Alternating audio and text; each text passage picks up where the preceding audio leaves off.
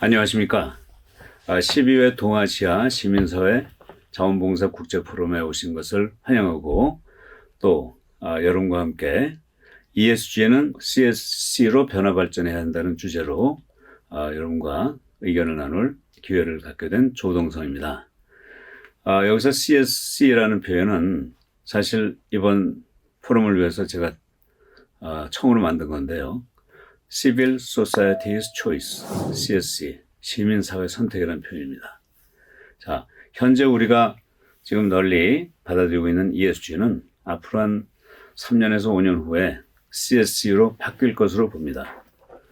왜 바뀌고 어떻게 바뀔 것인가에 대한 얘기를 여러분과 함께 나눠보겠습니다.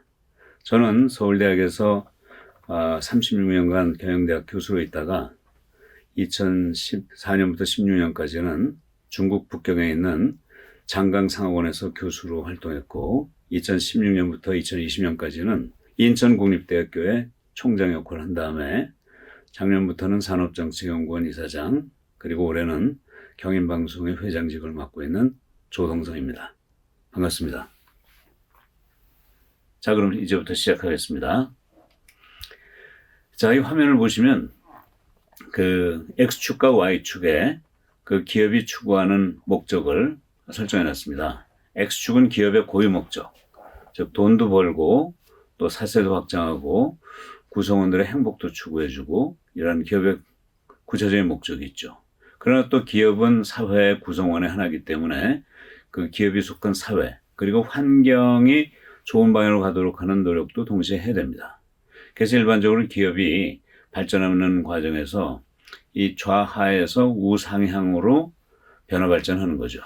다만 이 단계를 네 단계로 나눠서 가장 초기에는 자선, 다시 말해서 기업이 사업을 해서 어느 정도 매출액을 올리고 이익을 내면 그 중에 일부를 떼가지고 뭐 미국으로 치면 유나이티드 웨이, 한국으로 치면 사랑의 열매 이런 데 기부를 하죠. 그게 1단계고요.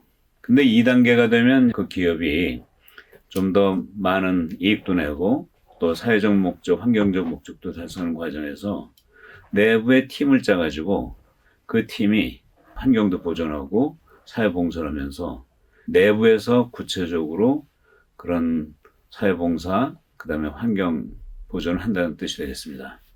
이게 이제 1, 2단계고 3단계로 한 단계 더 발전하면 이제 BOP 전략이라는 표현을 쓰는데 BOP는 Bottom of the Pyramid, 피라미드의 기저. 그러니까 피라미드가 있으면 그 제일 밑에 사회적으로 경제적으로 좀 어려운 사람들을 위해서 기업이 이제는 그냥 낸 이익을 가지고 그 어떤 공을 한다는 뜻이 아니고 그 사회적으로 경제적으로 어렵지만 그들이 부담할 수 있는 최소한의 경제적 자원을 가지고 좀 더 그보다 훨씬 더 가성비가 높은 그런 제품이나 서비스를 즐김으로써 물질적 그 수준을 높여준다는 그런 뜻이 되겠습니다. 그게 BOP 단계고요. 마지막으로 4단계가 되면은 지속경영기업. 다시 말해서 기업이 이제는 돈만 버는 게 아니라 사회로부터 존경도 받고 사랑도 받으면서 정말 장수하는 그런 기업으로 나가게 된다는 얘기를 이 표가 보여주고 있습니다. 근데 그 처음 2단계를 CSR이라고 되게 표현합니다. CSR은 Corporate Social Responsibility, 기업의 사회적 책임이고요. 그래서 3, 4단계를 보통 CSV라고 표현합니다. 이거는 Creating Shared Value, 공유가치 창출이 되죠. CS가 앞에 같지만 영어 단어는 다릅니다. 왼쪽의 CS는 Corporate Social, 기업의 사회적 책임이고 오른쪽의 CS는 Creating Shared Value, 공유가치 창출. CSV는 마이클 포터라는 하버드 대학 교수가 만들었는데 조금 이따 얘기 드리기로 하고 이 3단계를 저는 포터의 프로젝트 CSV라고 그러고 4단계를 사실은 제가 주도적으로 개념을 만들어서 제가 조동성의 프로세스 CSV라는 표현을 쓰고 있습니다. 근데 여기까지가 이제 과거 한 1950년대부터 한 60여 년간 진행된 내용이고요. 자, 2021년 올해부터는 좀 새로운 방향으로 나가고 있다는 것이 많은 사람들의 의견이고 또 오늘 이 포럼에서 다루는 주제이기도 합니다. 자, 그럼 미래는 어떻게 될 건가? 자, 이게 지금까지 지난 70년 동안 기업에서 나름대로 사회적 역할을 한 것이라고 보면 앞으로 미래를 가면서 또 새로운 모습이 나타나는 것 같아요. 그래서 이제는 그 기업뿐만 아니라 환경, 그리고 세 번째 축으로 투자자, 다시 말해서 기업에 그 투자를 하는 그런 그 주주라든가 또는 기업의 나름대로 돈만 투자하는 게 아니라 자기의 노력이라든가 또 열정이라든가 여러 가지를 또 투자하는 것도 다 투자자라고 본다면 기업 사회, 기업을 둘러싼 사회, 시민 사회까지 포함하는 그런 개념이 되겠습니다. 이제는 그 기업을 둘러싼 그 사람들이 어떤 목적을 기업을 통해서 얻느냐 하는 게 세 번째 축이 될 것이고, 여기에 이제 그 ESG라는 개념이 나옵니다. 그래서 저는 이걸 투자자의 선택이다 이렇게 표현을 쓰는데, 다시 말해서 기업의 그런 주주를 비롯한 이해관계자들이 특히 이제 그 중에서도 이제 투자자, 돈을 내는 사람들이 이런 그 기업이 꼭 기업 내부 목적이나 환경 사회 목적뿐만 아니라 투자자들을 위해서도 좀 더 큰 노력을 해라 하는 차원에서 ESG라는 단어가 요새 등장하고 있다는 말씀을 드리고요. 그러나 궁극적인 앞으로 정말 3년, 5년 그 후에는 투자자뿐이 아니라 모든 이해관계자를 포함한 즉 시민사회, 시빌 소사이티로 표현되는 이런 시민사회가 기대하는 목적을 기업의 내부 목적과 환경사회 목적과 더불어 세 번째 축을 통해서 그 기업이 나름대로 역할을 해야 된다는 그런 모습을 이 그림이 보여주고 있습니다. 그래서 저는 기업은 CSR에서 CSV까지 왔고 지금 ESG로 가는데 앞으로는 CSC, Civil Society Choice 그런 방향까지 날 것이다 하는 그런 얘기를 드리고 싶습니다. 자, 그래서 처음 두 개가 CSR, 그 다음 두 개가 CSV라면 앞으로 현재에서 미래로 가면서 CSC, 다시 말씀드려서 Civil Society's Choice, 시민사회 선택이라는 표현을 여기서 제안을 드립니다. 자, 그럼 이런 변화가 어떤 상황에서 일어나고 있느냐, 그 시대적 배경을 보면요. 지금 21세기도 벌써 21년이 지났는데 지난 20세기하고는 엄청나게 다른 변화가 일어나고 있고 이 과정에서 good company, 좋은 기업이라는 단어가 요새 많이 뜨고 있습니다. 그리고 그 구체적인 내용으로 CSV, 그걸 제가 1단계, 2단계로 좀 나누고 있는데요. 프로젝트 CSV, 프로세스 CSV, 그 다음에 ESG, 마지막으로 CSC, 시민사회와 기업이 조화를 이루는 그 과정에서 결국 기업이 장수하는 그런 모습을 궁극적 모습으로 한번 생각해 봤습니다. 21세기 환경은요, 정말 20세기에는 잘 나가던 그런 기업들이 21세기 와서 사라지거나 아주 무너지는 사태가 나오고 있다 이겁니다. 2001년에 미국에서 매출액 기준으로 6등을 하던 엔론이라는 에너지 도매 회사가 하루아침에 그냥 형체도 없이 사라져버렸죠. 2008년, 2009년에는 그 미국의 금융위기 속에서 리먼 브라더스, 메릴 린치와 같은 굴지의 금융회사들이 그냥 다 파산을 하고 말았습니다. 20세기에는 볼 수 없었던 현상이죠. 왜 그랬을까요? 저는 그 이유가 그 기업의 목적, 기업이 추구하는 방향이 크게 바뀌었다는 얘기를 드리고 싶습니다. 사실 20세기에는요, 저도 1973년부터 박사학위 하면서 무슨 연구를 했냐면요, 큰 기업을 연구했어요. 소위 그 당시에는 포춘이라는 잡지에 그 500대 기업이 어떤 경영을 하느냐, 그걸 바람직한 경영이라고 생각하면서 거기에서 얻어낸 지식을 다른 기업에게 적용하는 그런 경영 이론을 만들었습니다. 근데 Fortune's 500 500대 기업이란 건 결국 매출액과 이익이 많은 기업이거든요. 그러니까 큰 기업이 좋은 것이다라는 그런 전제하에서 경영 이론을 만든 거죠. 그런데 그런 큰 기업, 매출액과 이익이 반드시 정말 바람직한 경영을 하면서 그렇게 된 게 아니고 수단 방법을 가리지 않고 그렇게 된 기업들이 많거든요. 근데 21세기에 들어오면서 옥석이 가려지기 시작했다는 얘기입니다.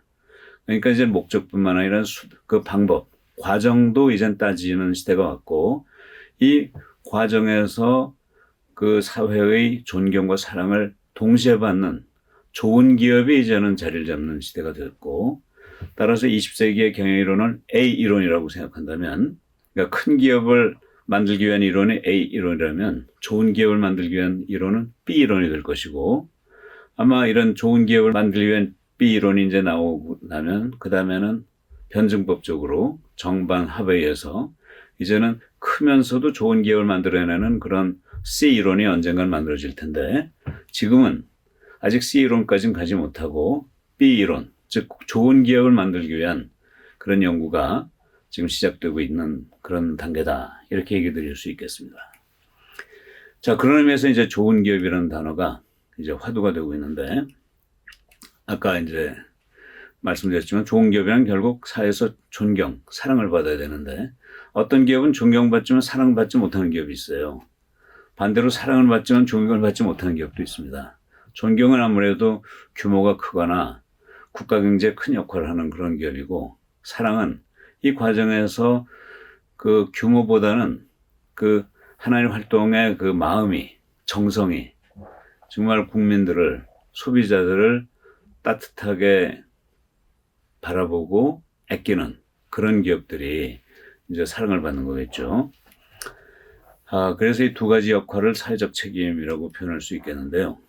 그러니까 이 사회적 책임은 이윤 창출도 해야 되지만, 난 이윤이 그냥 무슨 주주에게만 돌아가는 게 아니라 그것을 통해서 사회에 좀 더 나은, 더 큰 공헌을 하는 그런 목적을 동시에 추구해야 된다 이거죠. 따라서 사회적 책임은 전 이윤 창출만이 아니고 사회봉사를 동시에 하는 그런 역할이다, 이렇게 얘기를 드리고 싶습니다. 자, 그래서 여기에서 이제 사람들이 이런 얘기에 대해서, 아니 이윤 창출만 하면 되지, 사회봉사는 결국 거기서 세금을 많이 내고 일자리 많이 창출하면 그 세금을 가지고 정부가 하고 또 돈 번 사람들이 하면 되는 거지, 기업이 직접 하지 않아도 되는 거 아니냐, 이런 반론을 제기하는 분들이 있는데요. 다시 말해서 기업은 이윤만 창출하면 그것이 사회적 책임을 다하는 것이다, 이런 소위 밀턴 프리드만이라는 노벨 경제학상 수상자가 한 주장인데, 이걸 믿는 사람들이 있어요. 근데 저는 사회 가치사슬이라는 표현을 만들었는데, 이게 뭐냐면요. 자, 인간이라는 표현을 우리가 자주 쓰는데, 인간은 사실 두 종류의 인간이 있습니다. 하나는 우리와 같은 사람이에요. 그걸 자연인이라고 그러죠. 생명을 가진 사람입니다. 근데 사람이 아닌 인간이 있어요. 그건 뭐냐면 법인이라고 불리는 기업입니다. 기업도 인간이에요. 그러니까 법인, 법에 의해서 만들어진 인간이라는 표현을 쓰잖아요. 그러니까 인간은 자연인, 사람과 법인, 기업으로 구성되는데, 이 사람과 기업 간에는 공통점이 있습니다. 그건 뭐냐면 인간으로서의 권리를 가지고 있어요. 우리 그 헌법에 의해서 뭐 거주 이전의 자유라든가 뭐 표현의 자유라든가 이런 게 있잖아요. 그런데 기업도, 느끼지 못하신 분도 계시겠지만 법인도요, 헌법에 의해서 인간으로서의 권리가 있습니다. 이 사람이 가지고 있는 그런 거주 이전 표현 자유, 법인도 가지고 있어요. 한국에서는 이 헌법재판소에서 여기에 대한 판결을 낸 적이 없는데, 미국에서는 이미 법인도 사람과 마찬가지로 사람에 준하는 헌법상의 기본권을 가지고 있다는 판례가 나온 바가 있습니다. 그러나 차이점이 있어요. 차이점은 그 권리의 원천이 다르다는 거죠. 인간으로서 권리가, 사람은 자연에서부터 나오는 거고 기업은 법에서 나온다는 얘기입니다. 자, 이 차이가 결국은 자연에는 자연인이 권리는 가지고 있지만 그 권리는 하늘에서 나온 거예요. 그걸 자연이라고 표현할 수도 있고 하늘이라고 볼 수 있죠. 그래서 우리 민주주의 사회의 사람의 권리를 천부인권, 하늘이 부여한 권리라고 얘기하잖아요. 근데 사람이 이렇게 살다 보면 자연이 워낙 험악하고 힘드니까 사회라는 보호막을 형성해가지고 여기서 좀 편안하게, 안전하게 살려고 합니다. 근데 사회란 좁은 지역에서 사람이 모여 살다 보니까 지나가다 보면 어깨도 부딪히고 뭔가 상대방에게 좀 피해를 줄 수가 있어요. 그래서 그런 함께 살기 위해서 사회 안에서는 나름대로 규약을 만듭니다. 그 규약이 바로 법이죠. 이 법에는 헌법을 시작으로 해서 민법, 형법 여러 가지가 있지만 거기 상법이라는 게 있어요. 상행위에 관련된 법이죠. 그 상법 안에는 기업법이 있고요. 사실 기업이라는 건 바로 이 상법에 의거해서 만들어진 겁니다. 그러니까 상법에 의해서 법인이 나왔으니까 법인이라고 표현하죠. 자, 여기에서 인간이 그 가진 권리를 하늘에 대해서 책임을 져야죠. 그러니까 우리는 하늘이 권리를 줬으니까 자연과 환경에 대한 책임이 있는 거예요. 그런데 사회에 대한 책임이 있을까요? 없을까요? 사람이 사회에 대한 책임이 있다면 그 사회에 대해서 역할을 하지 못하는 사람은 어떻게 돼야 되나요? 도태돼야 되잖아요. 그럼 사람이 예컨대 좀 적절한지는 모르겠습니다만 뭐 어떤 장애가 있어가지고 사회에서 좀 역할을 못한다. 그럼 그 사람은 어떻게 해야 됩니까? 우리가 그런 사람을 사회에서 격려하면 안 되죠.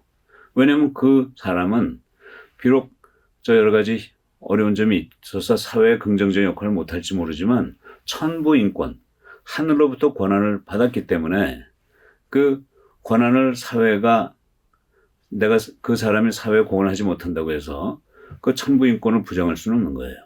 그러니까 사람의 사회적 책임이라는 건 없어요. 사회가 사람에 대해서 책임을 가지고 있는 거죠. 반면에 기업을 한번 생각해 봅시다. 기업은 사회적 책임이 있을까요? 없을까요? 만일 기업이 사회적 책임이 없다면 그 기업이 가지게 된 인권은 어디서 나오는 거죠? 결국 사회가 법을 통해서 권한을 줬는데 그 권한에 대한 책임을 지지 않는다. 그럼 권한과 책임이 일치하지 않는 거고 사회적 책임을 지키지 않는 기업은 그 졸두속할 자격이 없는 거죠. 그래서 우리는 기업의 사회적 책임이라는 얘기를 하는 거예요. 인간이 하늘에 대해서 책임을 가지고 있는 것처럼 기업은 사회에 대해서 책임을 지고 사회가 잘 되도록 긍정적 역할을 해야 됩니다. 사람하고는 다르죠. 아마 로봇에 대해서 많은 얘기가 있었고 앞으로도 있을 텐데 로봇가 사회적 역할을 하지 않는 그런 상황. 좀 갑자기 로봇에게 지각이 생겨가지고 우리는 사람으로부터 독립하겠다. 사회로부터 독립하겠다. 우리를 그냥 놔둬라. 그러지 않으면 사회에게 공격을 하겠다. 그런 로봇가 나타날 때 그 로봇을 어떻게 해야 됩니까? 그런 로봇은 우리에게 필요하지 않으니까 애초에 만들면 안 됐었고 만들었으면 없애버리는 게 맞죠. 저는 기업하고 로봇하고 똑같다고 생각합니다. 자, 그런 의미에서 사회적 책임이 궁극적 목적이 된다는 말씀이고 그 좋은 기업이라는 건 결국 기업 목적과 함께 환경사회를 위한 공익 목적을 동시에 추구해야 된다는 말씀을 드리는 거죠. 그래서 아까 말씀드린 대로 이런 CSR, CSV 그리고 이제 이해관계자들을 위해서 공적으로 시민사회를 위해서 이 기업이 역할을 해야 된다. 그래서 그 기업이 무엇을 해야 할 건가에 대한 궁극적 선택은 시빌 소사이어티, CS가 선택, 초이스를 해야 된다. 그래서 CSC라는 표현을 ESG와 CSC를 합쳐서 하나의 카테고리로 만들어 봤습니다. 자, 그럼 구체적으로 그 CSV1과 2가 있는데요. 1은 마이클 포터가 제시한 건데 이거 좀 설명드리고 그 다음에 CSV2로 넘어가겠습니다. 사실 유일한 선생이야말로 CSV를 가장 멀리, 가장 처음에 기업 차원에서 추구하신 분입니다. 그분은 좋은 상품을 만들어서 주주이익을 극대화하자고 그런 게 아니고 국가와 동포에게 도움을 주자라는 창립 이념을 가지고 시작하셨거든요.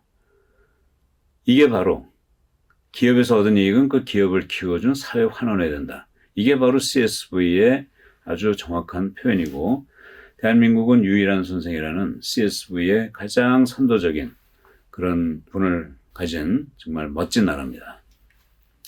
안티프라멘이 아주 대표적인 케이스고요. 자, 그래서 이런 그 CSV, 공유가치 창조. 다시 말해서 가치 창조하는데 그 가치를 공유하자 이거죠. 기업과 사회가 공유한다. 두 군데서 함께 가진다. 이게 이제 공유가치 창조인데요. 여기서 보듯이 기업 활동 중에는 이게 따로 놀 수도 있지만 사회적 가치와 기업 가치가 동시에 일어나는 그 shared value의 영역. 여기서 사업을 하면 바로 공유가치가 창조된다는 뜻입니다.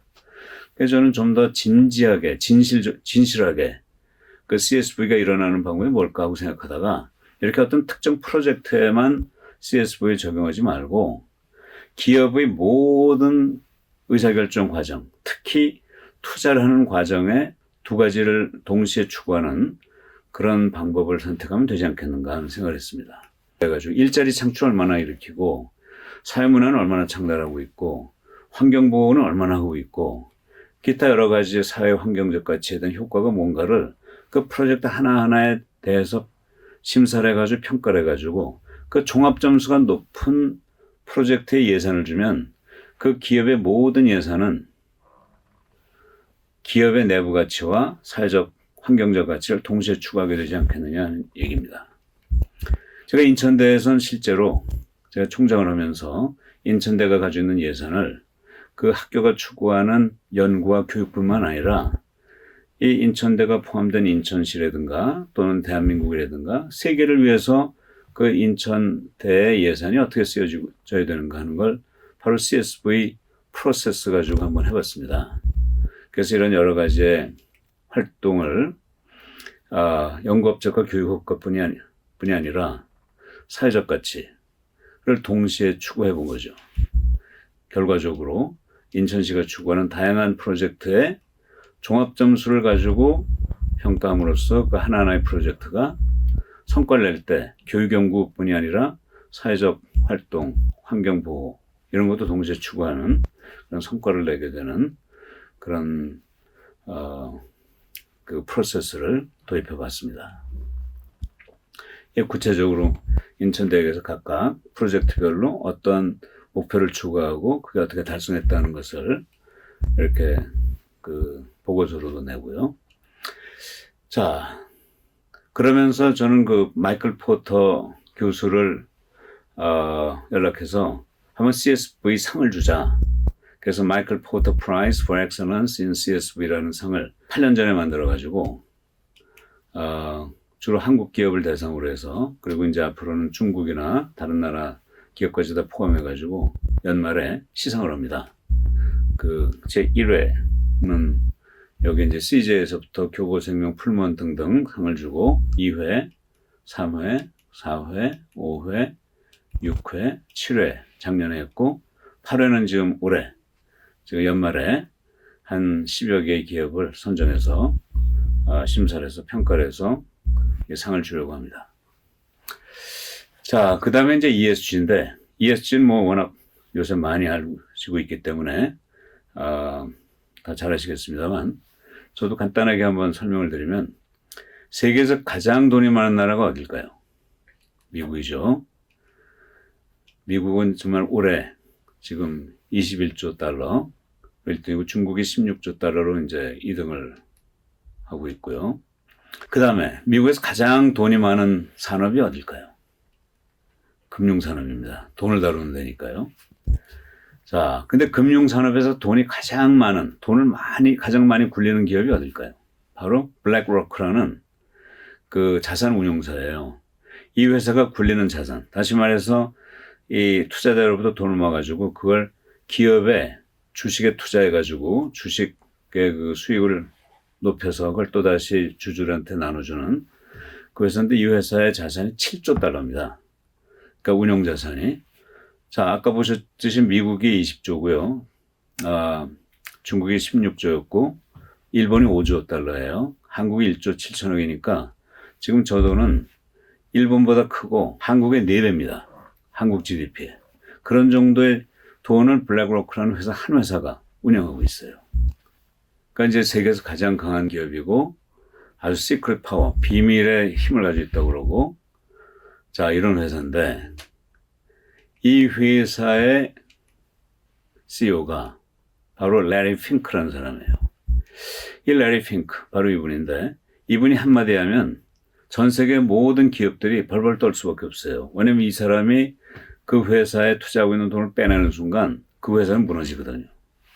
그러니까 뭐 애플이건 아마존이건 뭐 테슬라건 뭐건 이 회사가 보통 한 5%에서 10% 정도의 지분을 다 가지고 있어요. 엄청난 회사입니다. 근데 이분이 바로 작년과 올해에 걸쳐서 ESG를 강조하기 시작했어요. 정보 공개를 해라. 그러지 않으면 우리 돈을 빼겠다. 그러니까 갑자기 작년부터 이제 ESG가 전 세계 화두가 된 겁니다. 갑자기 환경, 그 다음에 사회, 그리고 지배구조, 이것이 이제 모든 기업의 관심사가 아니라 이제 숙제가 돼버린 거예요. 왜 레리 핑크가 이걸 강조하고 있을까요? 근데 이분이 사실은 뭐 지금까지 그분의 어록을 보면 환경 사회에 대해서 그렇게 관심 가졌던 분이 아니거든요. 근데 갑자기 작년부터 이걸 얘기하고 있단 말이죠. 왜 그럴까요? 자, 전 여기에 약간의 그 투자자들의 진정성에 신뢰를 하기 어려운 부분이 있다 이겁니다. 왜냐하면 투자자들은 정말 뼛속까지 수익성, 돈을 버는 DNA를 가지고 있거든요. 근데 평소에 관심을 가지고 있지 않던 환경보호, 사회공헌을 왜 갑자기 내세우냐 이거죠. 그래서 이런 의심을 할 만한 것 같아요. 사실 이들은 지배구조에만 관심이 있는 거죠. 회사 내부에서 최고 경영자가 돈을 어떻게 쓰느냐, 어디에다 투자하느냐, 또 그들의 이익은 얼마나, 저 개인적인 그 보수는 어떻게 가져가느냐, 또 그 주주에 대해서는 얼마나 신경 쓰느냐, 이게 이제 지배구조인데 여기에 사실 관심이 있고 환경보호나 사회공헌은 그렇게 관심 있는 분들이 아니었거든요. 그래서 이 환경보호와 사회공헌을 가림막으로 해가지고 진짜는 G에서 정보를 얻기 위한 거 아니겠는가. 그래서 오히려 진심을 숨기기 위해서 가버넌스를 앞에 내서서 GS로 부르지 않고 그걸 제일 뒤로 해가지고 ESG. 이렇게 ESG를 가림막으로 하고 G를 지금 추구하는 거 아닐까. 이런 의심을 할 만해요. 그리고 투자자들한테는 그게 중요한 거고. 그리고 또 그렇게 되면 이 투자자들이 다른 일반 개미 투자자들보다 훨씬 빨리 정보를 수집해가지고 그 증권, 주식시장에서 유리한 거래를 할 수 있잖아요. 그러니까 이런 투자자들이 평균 이익률보다 훨씬 높은 이익을 올리는 거죠. 자, 그런데 전 투자자들이 그렇게 할지라도, 그런 속셈이 있다 할지라도 ESG는 기업 경영자, 사회 구성원, 투자자 모두가 이익을 얻는 윈윈 게임이라고 생각해요. 비록 가림막으로 했지만 가림막에 대해서도 기업들은 지켜야 되니까요. 그러니까 환경과 사회는 ESG가 추구하는 것만큼 더 나아지겠죠. 또 투자자들도 더 그만큼 아무래도 투자자들한테 정보를 제공할 때는 일반 개미 투자자들한테 정보를 제공해야 되는 거거든요. 그땐 해석력은 좀 약하겠지만. 그래서 저는 이 과정에서 기업이 한 10% 정도 이익을 얻고 환경과 사회가 한 20% 이익 얻고 투자자들은 한 70% 정도 이익을 얻는 그런 게임이 아닐까 이렇게 생각해 봅니다. 자, 그래서 ESG는 앞으로 한 4, 5년 동안 기업사회에 큰 영향을 줄 회오리바람이라고 보고 그 다음에 뭐가 올 건가? 전 여기에서 제가 감히 예측한다면 보다 환경에 대한 지금 뭐 전 세계적으로 이 환경 변화가 아주 심각하게 지금 다가오고 있잖아요. 그래서 이런 환경을 비롯한 모든 이해관계를 대변하는 시민사회야말로 궁극적인 기업의 그 평가자가 되어야 되지 않겠는가 이렇게 생각합니다. 그래서 마지막으로 CSV를 말씀드리면 사실 기업은 경영가치도 추구해야 되고 경영 방법도 잘해야 되는데 경영 방법의 효율성을 통해서 이익을 내는 게 사기업이에요. 또 경영가치는 기업가치, 사회가치를 동시에 균형 있게 해서 사회적 기업이 되는 거예요. 사기업과 사회적 기업을 동시에 추구하는 그런 조화스러운 기업이 좋은 기업이고 장수기업이 될 겁니다. 이젠 두 가지 다 해야 되죠. 자, 그러면서 그 기업 사회는 다양한 기업들이 이제 어울려서 지내게 되는데, 전 장기적으로 이제 공장의 기계, 종업원, 소비자뿐만 아니라 사회 환경을 따지는 그런 시대로 이제 가고 있는데, 그래서 이제 생산이나 인사관리, 고객관리 같은 내부 관리를 다루는 영업보고서가 있고, 사회 책임, 환경을 다루는 지속경영보고서가 있는 거예요. 이제 ESG는 그 하나의 연장선에서 나타나고 있는 거고, 옛날에 100년 전만 해도 공장이 기업이 전부였는데 송호번이 등장하고 소비자가 등장하고 사회 환경이 등장하면서 경영자가 책임져야 되는 영역이 점점 늘어나고 있는 겁니다. 그런데 이 과정에서 궁극적으로 기업의 전체를 다뤄줄 수 있는 그 주체가 누구냐. 이게 바로 시민사회의 참여와 선택이 아니겠는가. 그래서 저는 현재는 ESG가 지금 강조되고 있지만 앞으로 5년 안에는 이 시민사회가 좀 더 적극적인 참여를 하고 주도권을 갖는 그런 사회가 나타날 것이고 이 시민사회가 이러한 미래에 대한 준비를 해야 된다고 생각합니다. 제 오늘 말씀은 이것으로 끝내도록 하겠습니다. 감사합니다.